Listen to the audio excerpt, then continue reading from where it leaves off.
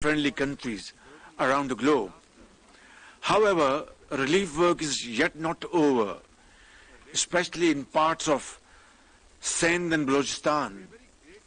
Our young and able foreign minister belongs to the province of Sindh, where the flood water still needs to be drained to reclaim the agricultural land, to grow food, to build homes, reconstruct infrastructure, and rehabilitate institutions and services. Excellencies, you will appreciate that we need to give 33 million people who are deeply affected by the floods their future back. Their families must stand on their feet, and they must come back in life and earn their livelihood. Today's convening is an attempt to give my people another chance at getting back on their feet. Last October, in collaboration with our development partners, we prepared a post-disaster needs assessment, PDNA, that calculated the total destruction and economic losses from the floods to exceed $30 billion, which is 8% of Pakistan's GDP, pushing 9 million people into abject poverty. Excellencies, the Pakistani nation, as well as the state, has responded courageously to this catastrophe. Those who had little came forward to help those who had lost everything. Millions volunteered to feed, clothe and shelter their unfortunate brothers and sisters. 20,000 troops, hundreds of helicopters, aircrafts and motorboats were mobilized for round-the-clock rescue operations. And in that, I count those wonderful contributions from our friendly countries in the Middle East, in Europe, Far East, and from other parts of the world. They saved thousands of lives and quickly restored disrupted communications. All resilience funds were repurposed to provide cash grants of over $400 million to more than 2.7 million households. Despite our acute financial constraints, we mobilized around $575 million for the emergency, including the UN flash appeal. Excellencies, the one lesson we have learned is that nothing can go back to business as usual. Tough choices will continue to be made, and I am painfully aware that a taxonomy of harder and harsher reforms will make lives on the Pakistani streets and villages harsher than ever before. But the scale of the resource gap for funding crisis recovery is so wide that it has redefined how we think about resilience. Frankly, it has changed life forever. Building on the post-disaster needs assessment, my government has prepared a comprehensive framework plan for recovery, rehabilitation, and reconstruction with resilience. Its broad contours are set out in the 4RF document that will be presented to you in the next session of the conference. The first part of the 4RF plan reflects the priorities for recovery and reconstruction, bearing in mind the minimum funding requirement of $16.3 billion, half of which is proposed to be met from domestic resources and the other half from our own development partners and friends. The second part of the framework plan incorporates flood resilience in the design and infrastructure projects such as protecting key highways, the main railway line network, as well as an early warning system and capacity building for rescue and relief in future disasters. Our funding gap for minimum recovery is $8 billion and will be needed over the span of the next 3 years. Excellencies, it is clear that Pakistan's ability to recover from the colossal flood disaster, to restore critical infrastructure and revive rapid economic growth will hinge substantially on the speed of these actions. And the most important link in this chain will be financial resourcing. If that gap continues to obstruct our recovery and minimum resilience needs, the results may be too catastrophic to imagine.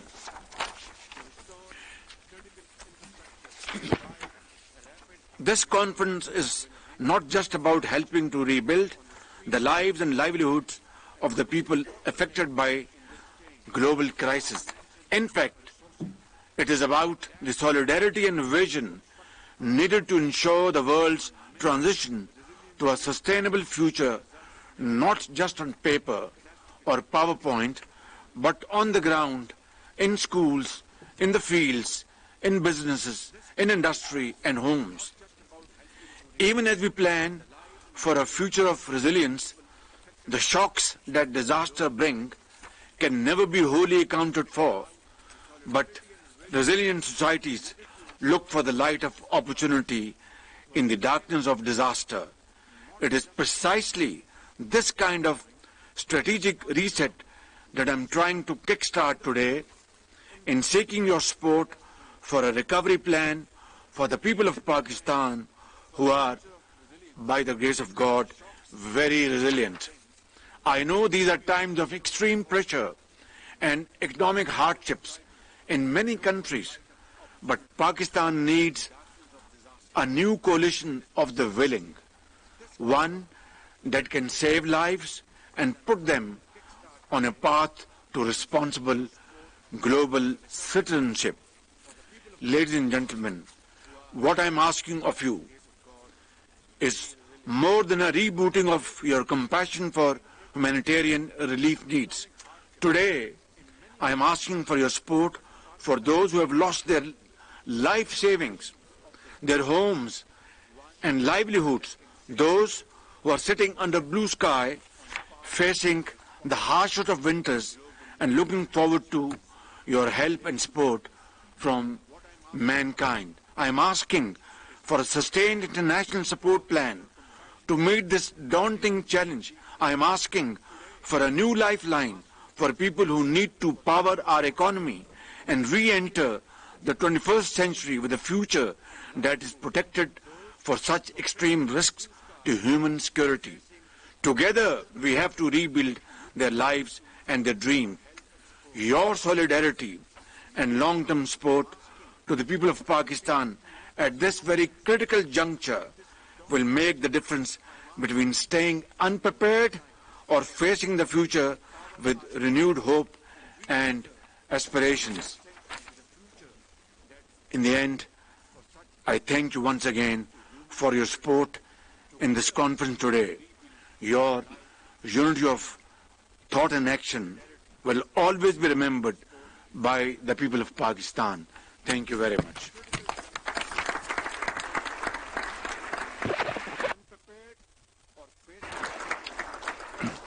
Thank you, sir, and thank you for your leadership.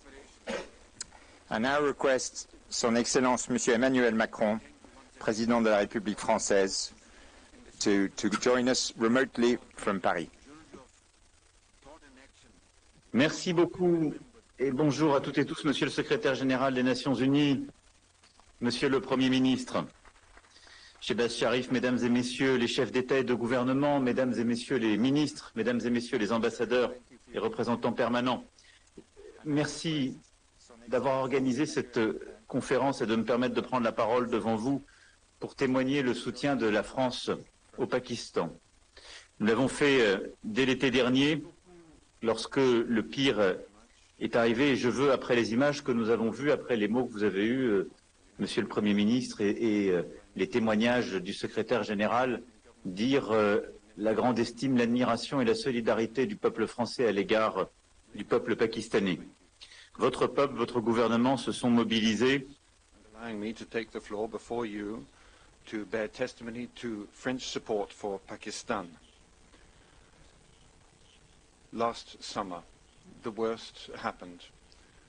We saw this in the images that were presented. We heard this in the testimony of the Secretary General and the Prime Minister.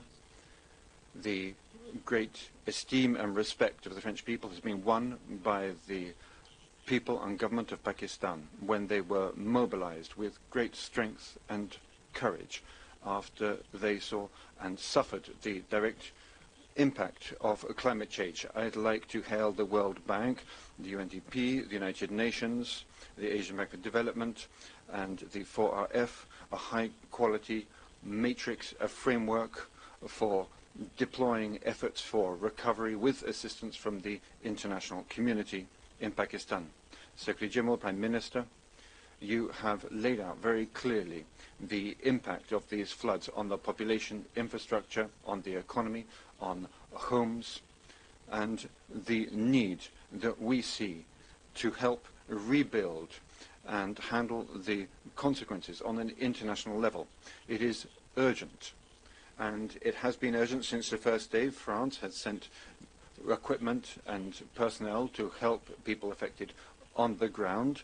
14 million euros was mobilized by the United Nations. A dozen countries across the world were mobilized to this end. However, 30% of the appeal launched by the United Nations has been met, and only 30%. Many needs remain, notably in the area of food, notably as temperatures fall during the winter season. France is meeting its responsibility with bringing a new contribution of 10 million for urgent aid in healthcare. The World Fund for fighting AIDS, malaria, and other diseases. France has supported this with another $10 million to bring to the people of Pakistan urgent material and need to meet their medical needs and to continue treatment.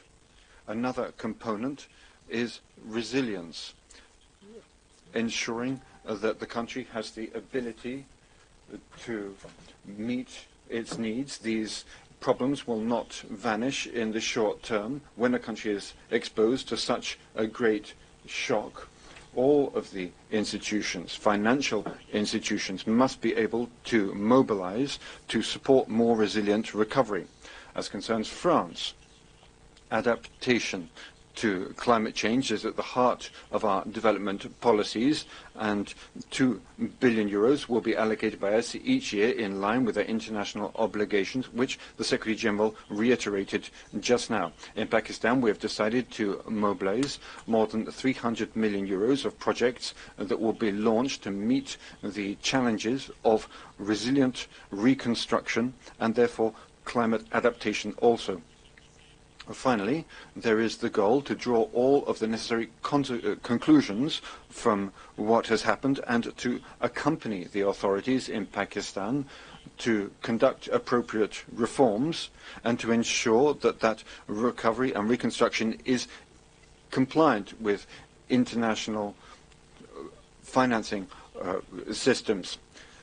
We saw a few weeks ago in Sharm el-Sheikh, and I'd like to say again, that we support the Bridgetown agenda in France.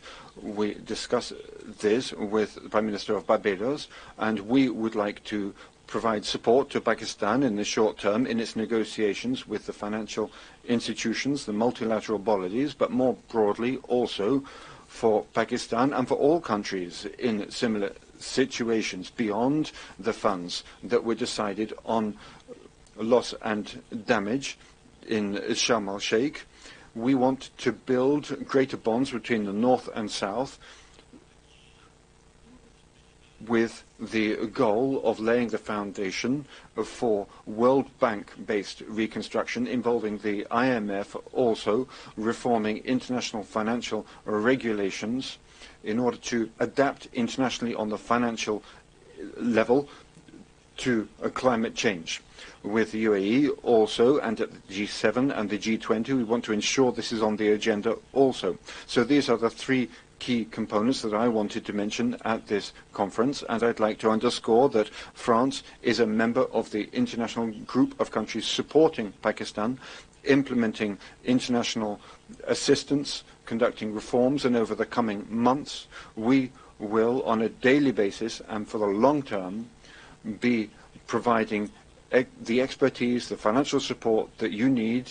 We will be shoulder to shoulder with the people of Pakistan and also learning from what has happened and adapting for the future. Prime Minister, on a personal level, I would like to offer our full support, and I would like to ask you that you can transfer to the people of Pakistan the support of France and the French people. Thank you.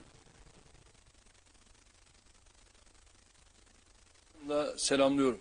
Değerli kardeşim Başbakan Sayın Şahbaz Şerif'e ve Birleşmiş Milletler Genel Sekreteri Sayın Guterres'e nazik davetleri için teşekkür ediyorum. Geçtiğimiz aylarda yaşanan sel felaketleri nedeniyle Pakistanlı kardeşlerimize bir kez daha geçmiş olsun dileklerimi iletiyorum. Hayatını kaybedenlere Allah'tan rahmet, yakınlarına sabrı cemil, yaralılara acil şifalar niyaz ediyorum. Türkiye olarak tarih boyunca hep olduğu gibi bu zor gününde de Pakistan halkını yalnız bırakmadık.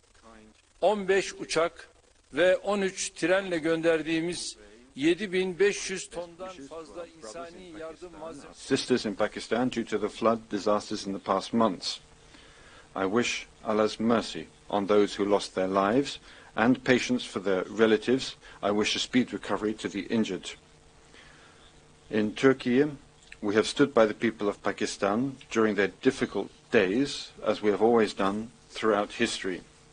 We delivered more than 7,500 tons of humanitarian aid, which we sent on 15 planes and 13 trains. In addition, we shared the products we obtained locally with the disaster victims. We also sent 2 ships bearing more than 1,630 tons of humanitarian aid. I believe that with the arrival of these vessels at their ports, the troubles of our Pakistani brothers and sisters will, to some degree, be alleviated.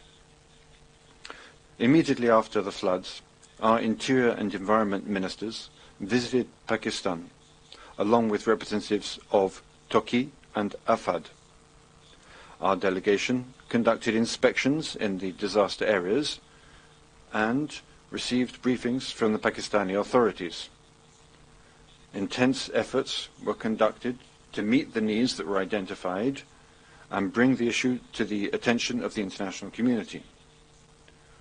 With the efforts of Turkey, as well as other countries and international organizations, we see that the people of Pakistan are now beginning to recover from their suffering.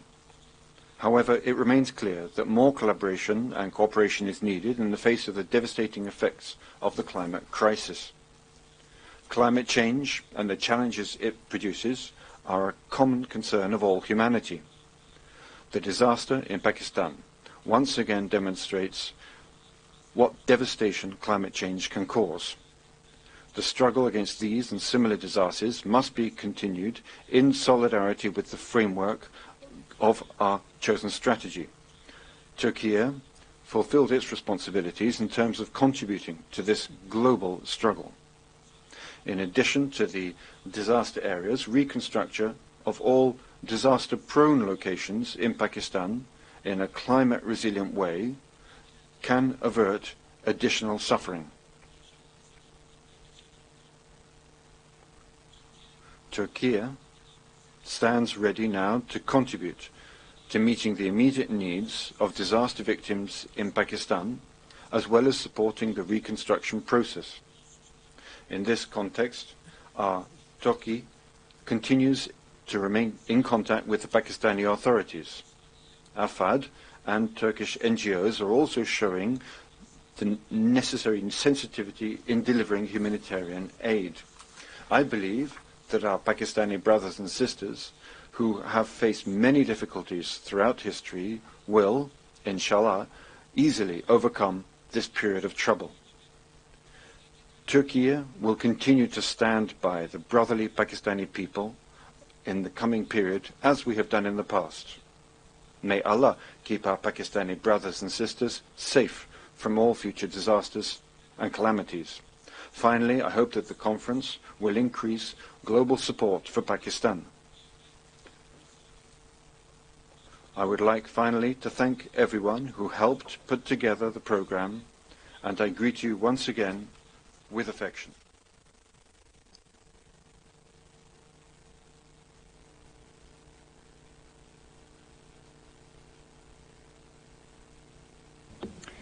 We will now hear a video statement from His Excellency Mr. Jonas Gahr Støre, Prime Minister of Norway.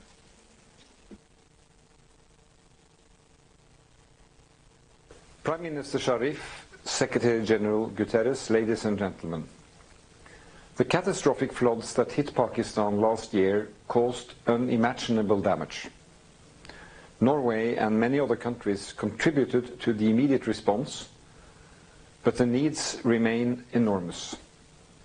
We must do more to find collective solutions to the foremost challenge of our times, climate change, in following up the decisions taken in Sharm el-Sheikh. We will maintain our direct support to Pakistan in the period ahead and focus our attention on helping those whose lives have been devastated by climate change. This is an endeavor for the entire international community, and you can count on Norway taking its part. Thank you and good luck.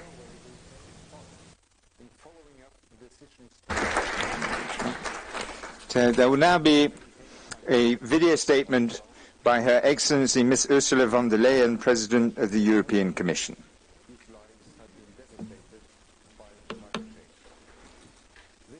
Fellow leaders, dear Prime Minister Sharif, dear Secretary General Guterres, ladies and gentlemen.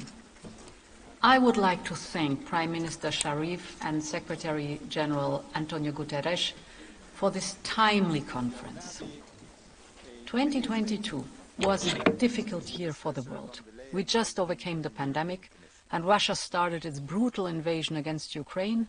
But on top of this, Pakistan was hit by one of the biggest natural disasters anywhere. Deadly flooding, which affected millions of people. It destroyed livelihoods, crops and infrastructure, and put pressure on the most vulnerable people. The European Union, together with its member states, was among the first to react. Our Team Europe response to this tragedy was immediate and substantial. But the scale of the devastation is enormous. Vast surfaces of cropland and villages remained underwater for months. Nearly 10 million girls and boys remain in need of immediate support, according to UNICEF. So more support is needed. And today we are endorsing an ambitious reconstruction plan. We are joining forces with our partners to help put Pakistan on its path to recovery. Our Team Europe support to the reconstruction of Pakistan is around 500 million euro, including our humanitarian assistance. And the EU and Pakistan have just agreed an 87 million euro package in line with our Global Gateway strategy. In parallel to keep supporting the affected communities, the European Union is stepping up its humanitarian assistance with an additional 10 million euros. This brings Team Europe's humanitarian support for Pakistan to 172 million euros. Ladies and gentlemen, the future of Pakistan is in the hands of its people. I wish the government of Pakistan every success with the implementation of its ambitious reform plan. We will continue to assist, including through the support group to be created following this conference. I wish you a very fruitful discussion. Thank you very much.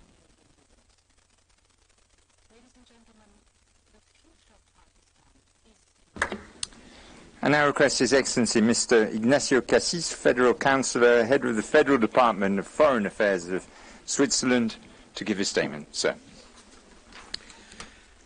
Monsieur le secrétaire général, Monsieur le Premier ministre, Excellences, Mesdames et Messieurs, l'ami apparaît dans les moments difficiles, pas dans les grands dîners.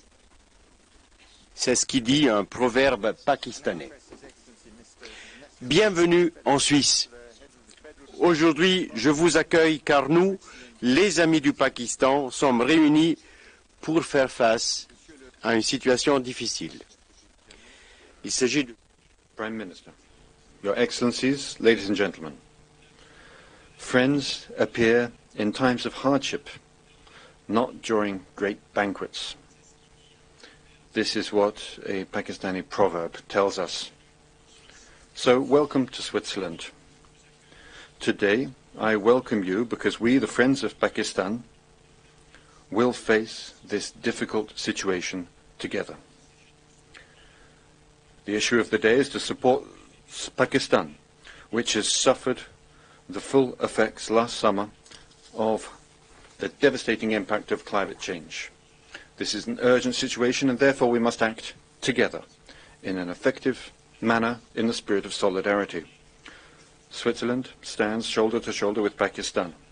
We must hold out our hand to our friends, to the agencies who must be able to count on us. Today it is up to you, Pakistan. You need help today, but tomorrow it could perhaps be us, any of us. One thing is certain. No one is completely safe. We are all, everyone, concerned by climate change, a global risk that requires global action. I would like to thank the United Nations Secretary-General and the Prime Minister of Pakistan for initiating this international conference on Pakistan and the climate. To International Geneva. Chers amis, my dear friends, when Switzerland learned of the tragic effects of the floods that struck Pakistan and its people last summer, we did not hesitate. In line with our humanitarian tradition, we immediately sent a team of experts into the north-west of the country with a budget of 4 million Swiss francs and deployed for 3 months. Our team of experts focused on rebuilding schools, hydraulic systems and bridges. 5 million francs were allocated for short-term assistance. In the field, we were able to act in a difficult context. Sadly, extreme weather events are not the only challenge faced by this region of South Asia. The flow of refugees from Afghanistan increases the vulnerability and tensions in the area. Here also, my country is meeting its international responsibility, having sent a contribution of 6 million Swiss francs to the High Commission of the United Nations to support and welcome Afghan refugees in Pakistan. overflows where the banks are weak, as a Pakistani saying goes. Cette allégorie me touche. This proverb touches me also, because it underscores the principle of the challenge of international cooperation and the climate. We must work together. We must ensure that we do is a model that can be followed. This framework resonates perfectly with the spirit of International Geneva, and I invite you all to implement this framework so that it may be crowned with success. Thank you for your attention. Merci, excellent. Thank you very much, Your Excellency, and thank you very much for hosting us here in Geneva. We will be now taking a 2-minute so that the speakers can leave the rostrum and the ministers and the other speakers can come to the fore. Please remain in your seats. Thank you.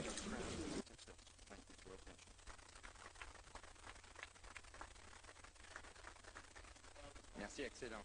Thank you very much, Your Excellency, and thank you very much for hosting us. मुताल्लिक़ Pakistan اور اقوام متحدہ کے زیر اہتمام عالمی conference Geneva میں جاری ہے۔ مختلف سربراہان مملکت اور عالمی اداروں کے نمائندے خطاب کر رہے ہیں۔ وزیر اعظم محمد شہباز شریف، وزیر خارجہ بلاول بھٹو زرداری نے اس کانفرنس سے خطاب کیا۔ اس کے علاوہ اقوام متحدہ کے سیکرٹری جنرل اینٹونیو گوترس نے بھی اپنے ریمارکس دیے۔ ترک صدر رجب طیب ایردوان اور یورپی کمیشن کی صدر اور ناروے کے وزیر اعظم کے ویڈیو پیغامات چلائے گئے، جبکہ سوئٹزرلینڈ کے صدر نے بھی کانفرنس سے خطاب کیا۔ وزیر اعظم محمد شہباز شریف کا آج کی اس کانفرنس سے خطاب کرتے ہوئے ایک کہنا تھا کہ پاکستان سیلاب متاثرین کی بحالی کے لیے دن رات کوشاں ہے، لیکن پاکستان کو عالمی برادری کی امداد کی ضرورت ہے۔ اس کے ساتھ ساتھ وزیر خارجہ بلاول بھٹو زرداری نے کانفرنس کے افتتاحی سیشن سے خطاب کیے، جس میں انہوں نے کہا کہ پاکستان کا بیشتر علاقہ تاحال سیلاب کے پانی میں ڈوبا ہوا ہے۔ کانفرنس کے شرکاء کو خوش آمدید کہتا ہوں۔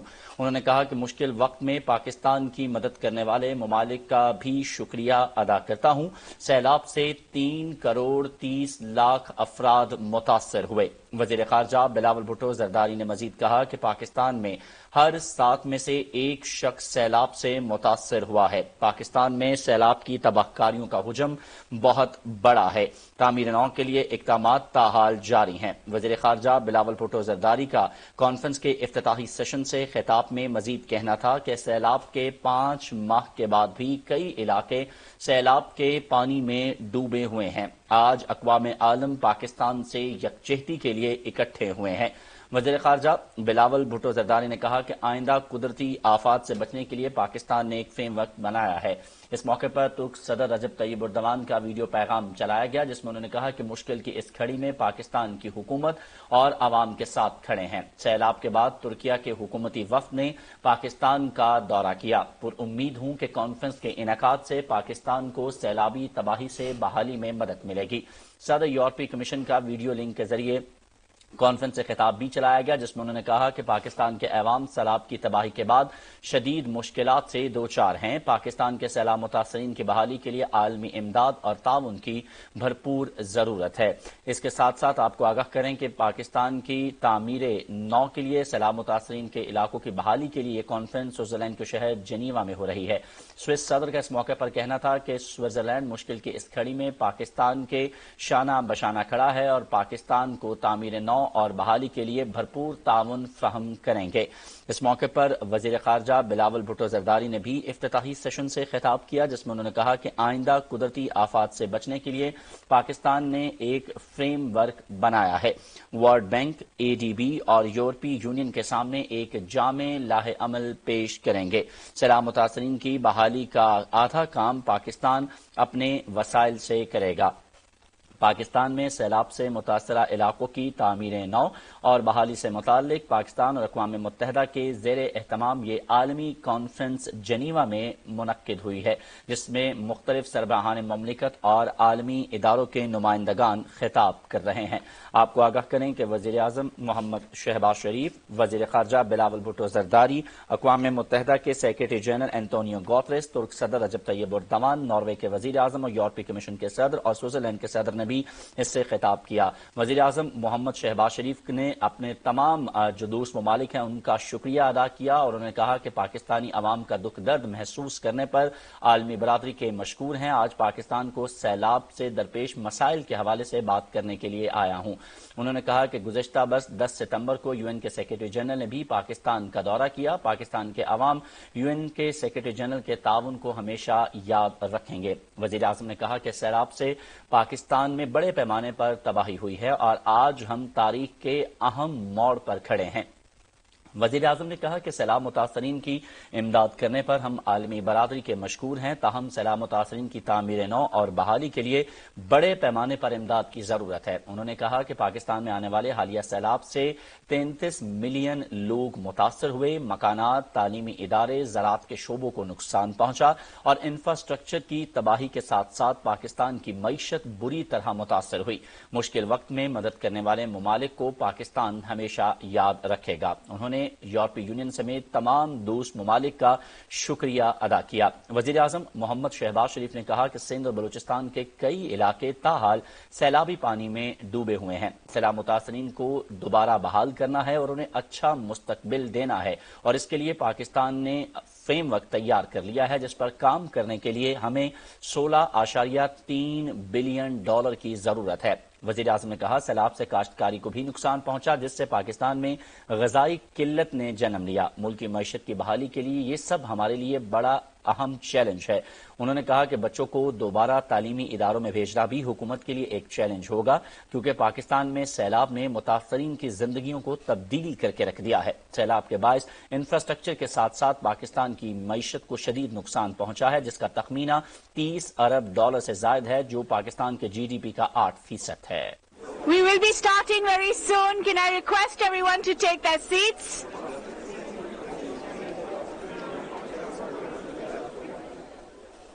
पाकिस्तान में सैलाब से मुतासरा इलाकों की तामीर नौ और बहाली से मुताल्लिक पाकिस्तान और अक़वाम मुत्तहिदा के ज़ेर एहतमाम ये आलमी कॉन्फ्रेंस जनीवा में जारी है। इस कॉन्फ्रेंस से मुख्तलिफ ममालिक के सरबराहान ममलिकत और आलमी इदारों के नुमाइंदगान खिताब कर रहे हैं। वज़ीर आज़म मोहम्मद शहबाज शरीफ ने सैलाब से होने वाली तबाही और बहाली के लाहे अमल से मुताल्लिक शुरका को आगाह किया।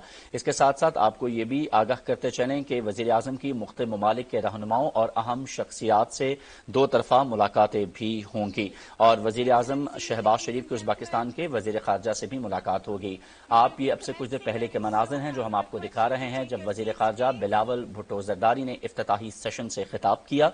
उन्होंने बताया दुनिया को कि पाकिस्तान का बेशतर इलाका इस वक्त भी सैलाबी पानी में डूबा हुआ है। मुश्किल वक्त में पाकिस्तान की मदद करने वाले ममालिक का शुक्रिया अदा करते हैं। एक बार फिर आपको लिए चलेंगे, ये कॉन्फ्रेंस दोबारा से शुरू हो चुकी है। Which will be chaired by His Excellency Mr. Ishaq Dar, Minister of Finance and Revenue of the Islamic Republic of Pakistan, and His Excellency Mr. Achim Steiner, UNDP Administrator. I humbly request the chairs to start the session. Ladies and gentlemen, Mr. Dar. We will now be commencing the plenary session 1 on Pakistan's resilient recovery strategy. Which will be chaired by His Excellency Mr. Ishaq Dar, Minister of Finance and Revenue.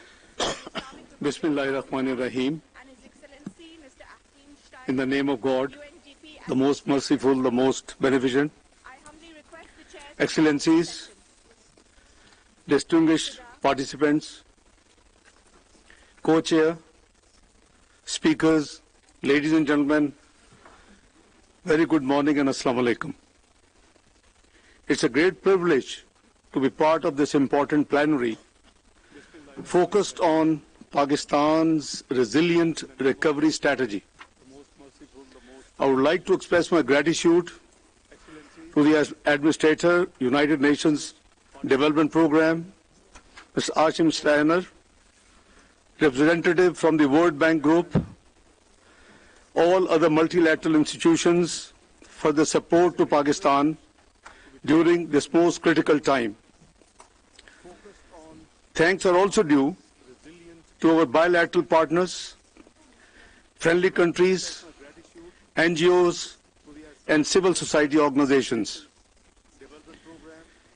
You would have seen in the opening session the scale of recent flood disaster which took place in Pakistan. With the suffering of the people in mind, I would briefly state the narrative of disaster to highlight the plight of the people back home. Ladies and gentlemen, while Pakistan was facing the challenges caused by global adverse developments like Russian-Ukraine war, energy crisis, rising inflation and hiking poverty, Pakistan faced the catastrophe of unprecedented floods in the recent history. Allow me to reiterate the widespread damages caused by the floods in Pakistan.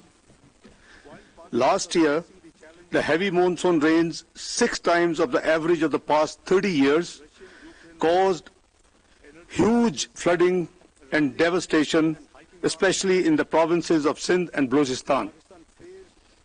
The damages were extensive, with 33 million people affected, over 1,700 lives lost, 13,000 injuries, millions of women and children becoming vulnerable. A total of over 13,000 kilometers of roads and 440 bridges were destroyed, while 5 million acres of crop were damaged. Over 2 million houses were either damaged or destroyed, and around 1 million livestock was confirmed to have been dead or missing. Ladies and gentlemen, a significant portion of the country remained submerged in water for months, affecting subsequent crop cycle and closing down schools and hospitals and making large portion of the rural hinterland inaccessible. The standing buildings were used as temporary shelters and to provide necessary services. It is estimated that 22,000 schools were affected, leaving 3.5 million students without access to classrooms. This is leading to a learning crisis in the country, and it will take coordinated efforts and resources to rebuild the education system. Excellencies, ladies and gentlemen, the government of Pakistan placed recovery and rehabilitation of the affected people as its most important priority. Through Benazir Income Support Program, rupees 70 billion were disbursed as emergency measure to the flood affectees, families, and till now, 8.17 million flood victims have been given the cash assistance. As a result, 2.7 million families got straight-away cash relief and the other assistance which was immediately required. We are appreciative of the fact that the World Bank promptly announced $1.6 billion assistance for rehabilitation in flood areas and an additional 500 million for building climate-resilient Pakistan. You are aware that PDNA estimated economic and physical losses caused by the floods as over $30 billion.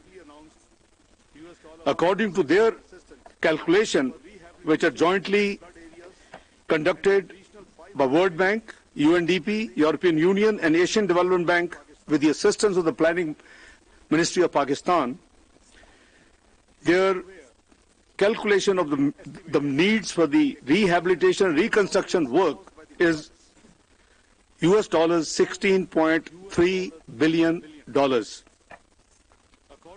We have been working to obviously plan this reconstruction and rehabilitation work over the period of 3 years, with at least half of the requirements to be met by Pakistan's own system and assistance. Our GDP, keeping in view of the size of the GDP, we believe that over the next 3 years period for this phase of reconstruction and rehabilitation, we should be able to contribute $8 billion out of the $16.3 billion to carry out this rehabilitation and the reconstruction work. The support from the friendly countries and the multilateral donors will not only help with flood relief and rehabilitation effort, but will also create fiscal space and external debt sustainability for the country, reinforcing its efforts to implement the ongoing IMF program. The climate change has led to devastating spillover impacts on Pakistan. This is a major exogenous shock representing a global public externality. Pakistan contributes less than 1% of greenhouse gas emissions, but yet it has found itself at the center of climate change-induced devastation in the form of catastrophe of the floods last year. Concerns about food security are paramount. Social stability is also a concern amid high energy prices, inflation, and macroeconomic policies.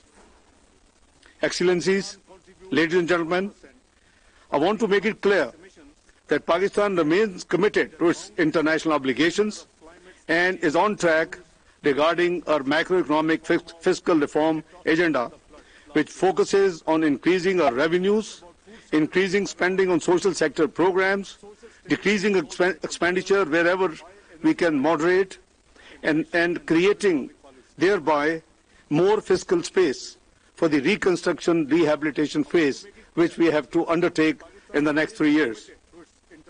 Pakistan is right now facing challenges on account of additional outlays incurred and projected for the flood-related rescue, relief and rehabilitation needs.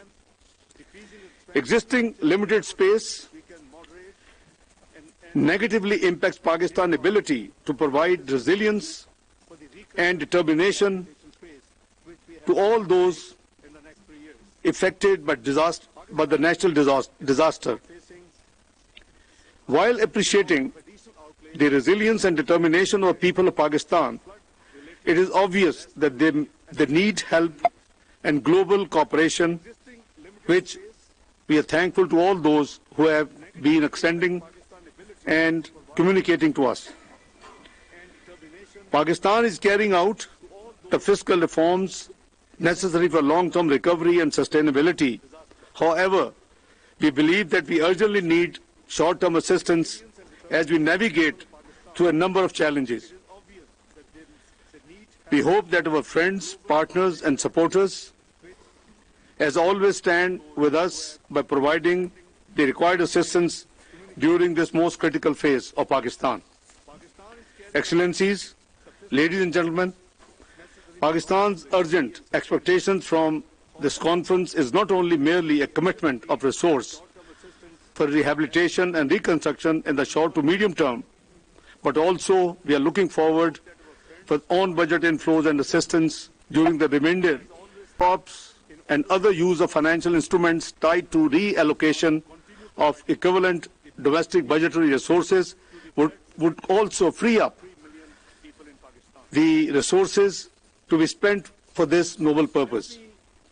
We are in this fight against climate-induced disaster together. There is only one world, and we must work together to support each other in times of crisis.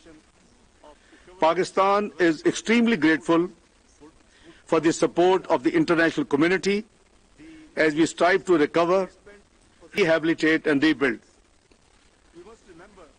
At the end, I would like to extend our heartfelt gratitude to all those friendly countries, United Nations, World Bank, Asian Development Bank, Asia Infrastructure Investment Bank, Islamic Development Bank, and all other multilateral institutions, NGOs and donors, without whose help we could not have been able to deal with this catastrophe which Pakistan just faced in 2022. I am extremely grateful to all of you, and thank you for patience listening. God bless you all. Thank you. Very kind.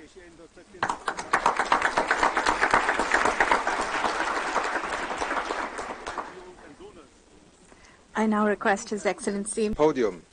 If you look from left to right, I think you will recognize that we are living in a different age in which climate change, natural disasters, economy, planning, and indeed the development pathways of countries are being rewritten by circumstance, sometimes by design at others, by disasters on other occasions. Just a few months ago, Pakistan endured one of the most destructive climate-induced disasters in recorded history. We have heard from the Prime Minister, the Foreign Minister, from you, my dear co-chair, just now, some of the numbers. But behind those numbers lie destroyed livelihoods, lost lives, but above all, the extraordinary challenge of how do you restore hope when you are faced with such a gigantic task. and to do so on the back of a reality where Pakistan, like virtually every other country over the last 2-3 years, was just emerging from COVID-19, a pandemic, and all that it did to our societies. Today the floodwaters may have partially receded, but what remains is a monumental moment of reckoning for the entire world. The Secretary General spoke to it, the Prime Minister, and so together with international partners, including the United Nations, Pakistan is now undertaking an urgent and extraordinary initiative to save lives, restore livelihoods, and rebuild the nation. Pakistan, as you just said, Minister, faces a long road to recovery. The wider world faces a choice, because the truth is that these events are increasingly predictable, and only the latest in a series of such disasters in Pakistan and beyond, historic climate events that are becoming the new normal. Today, on the 9th of January, we are meeting. Look to the east in Australia, extraordinary flood events. Look to the west in California, extreme weather events. Look to Central Europe, and people are wondering what happened to snow in winter. We are living in profoundly changing times.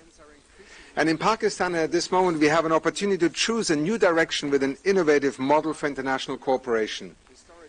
And I have to say that when just a few weeks ago we began an intense effort of convening and organizing this conference here, framed not as a pledging conference but really as a conference about how we move beyond reacting to every disaster by having just an when disaster strikes again. Pakistan, and that is a recognition that I think the world also recognized, is not in its plight alone. And indeed it is not even in the broader context of climate change one of the most significant emitters, less than 1%. And yet it is, in terms of its ranking on the Global Climate Risk Index, the 8th most vulnerable country in the world. And to those who say, well, is climate change and flood events really linked?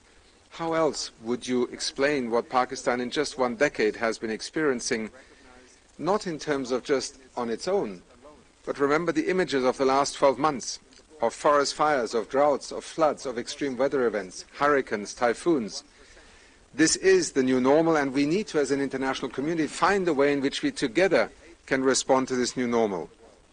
The government of Pakistan, as you have also laid out just now, is doing its part in recovery and reconstruction, but it will need financial and technical support to tackle the massive development challenges that lie ahead, including building the systems for resilience.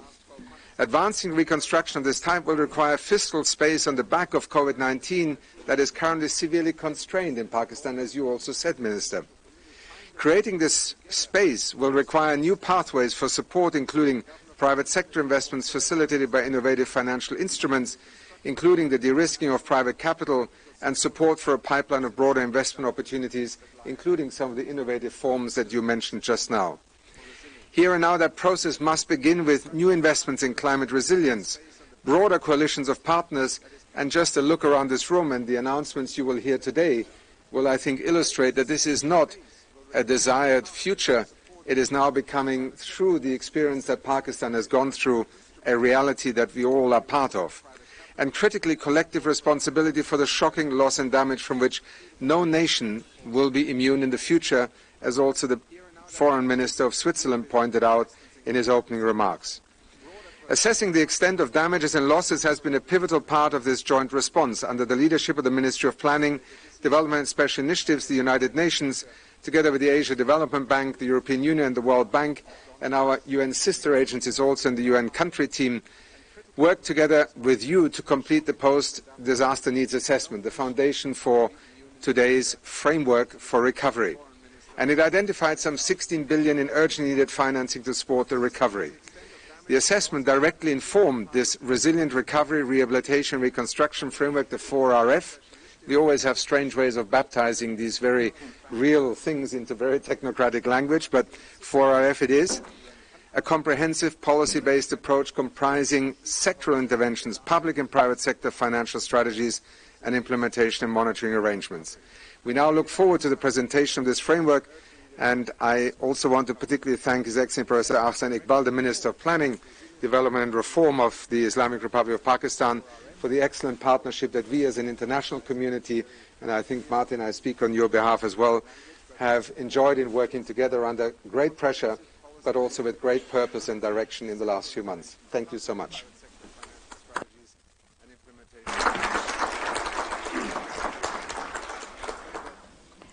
I now request His Excellency Professor Ehsan Iqbal, Minister for Planning, Development and Reform of the Islamic Republic of Pakistan, to say a few words.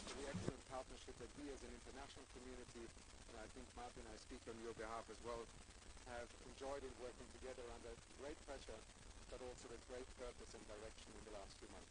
Thank you so much. Excellencies, distinguished guests, ladies and gentlemen, I thank you all for coming here. Excellencies, distinguished guests, ladies and gentlemen, I thank you all for coming here today to express solidarity with the people of Pakistan who have experienced worst climate disaster of recent times. Pakistan has faced floods in 2022, but as one of the most vulnerable countries to climate disasters, we face range of disasters that we experienced during 2022, starting with very high fires, droughts, culminating into unprecedented floods within a short span of 4 months. Pakistan's disasters like torrential floods, glacial lake outburst flood, and just to mention that Pakistan has the highest snow after North Pole and South Pole in its northern areas, which is at the danger of melting and causing glacial lake outburst floodings. We face droughts, heat waves, earthquakes, and during this year, as I said, we have experienced almost all of them. The heat wave of 2022 was the hottest in 61 years. So I can safely say that Pakistan is in the eye of climate change storm. Disaster's return period average has become shorter from 56 years in 1929 to only 5 to 6 years in 2005. So that shows that the frequency of disasters is increasing at a rapid pace. The horror of our coming era will be born out of heat, fire, water, and snow. Ladies and gentlemen, all these disasters have impacted our economy in a very serious manner. Huge economic losses due to damage of infrastructure and loss of crops, significant losses in GDP, higher poverty rates, great risk of preventable diseases, especially to most vulnerable segments, women, children, and elderly, unprecedented recovery and reconstruction needs, degradation of ecosystem, degradation of environment and climate, job loss and disruption. Women and girls are at risk of gender-based violence and child marriage, degradation of environment and climate, hyper-poverty and hyper-malnutrition. The worst part of the floods in 2022 was that it was not only a climate disaster, but it also turned into a human tragedy as it hit the 20 poorest districts of Pakistan. So those people who were already poor, who were already malnourished, have been thrown into a cycle of hyper-poverty and hyper-malnutrition. Next, please. Ladies and gentlemen, the 2022 floods were of a scale never seen before.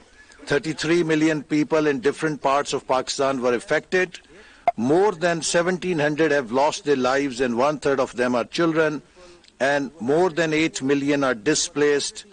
And the two provinces, Sindh and Balochistan, have been almost completely devastated. But the other provinces, Punjab, Khyber Pakhtunkhwa, and our special regions in the north, have also been significantly impacted, but they continue to be most vulnerable to future disasters. Next. With the help of our development partners, we have also been able to identify what were the damages and losses due to these floods. We are very grateful to World Bank, Asian Development Bank, European Union, UN and its agencies and other development partners for working as a team to document in shortest possible time the post-disaster need assessment report for Pakistan, which put $14.9 billion damage and $15.23 billion of economic loss, with combined cost of over $30 billion to Pakistan's economy. This was a massive blow and hit to an economy which was just beginning to recover from crisis. And this also makes Pakistan very unique. Ladies and gentlemen, every country has faced pandemic. Every country is today facing the supply shock, but no country has experienced a disaster of this scale that Pakistan has faced. So therefore, the case of Pakistan is very different and unique. The social sectors, housing, health, education, culture and heritage had serious damages. In infrastructure, road, transport, railway communication, energy, water, sanitation, municipal services, community infrastructures were damaged.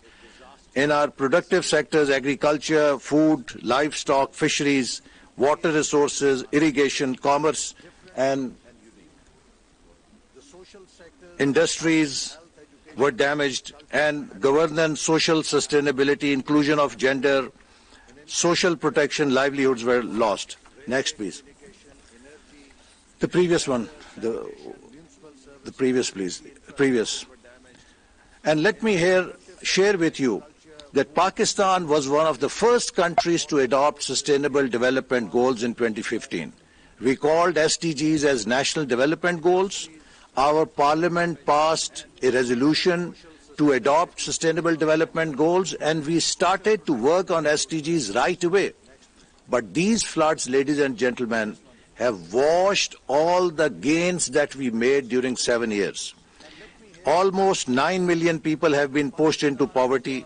Additional 7.6 million people are facing food insecurity.